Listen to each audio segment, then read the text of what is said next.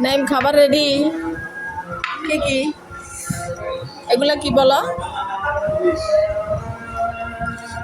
এগুলো হচ্ছে ইলিশ মাছ আর বেগুন না নাও তুমি আগে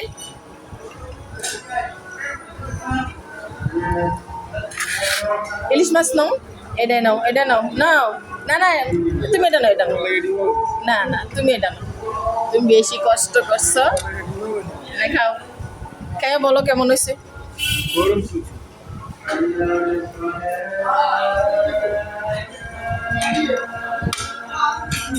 বাট এদিকে দিচ্ছে আলু ভর্তা এটা শুটকির ভর্তা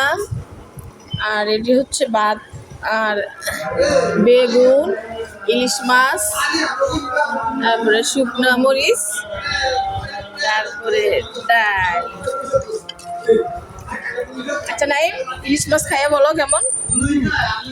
মজা হ্যাঁ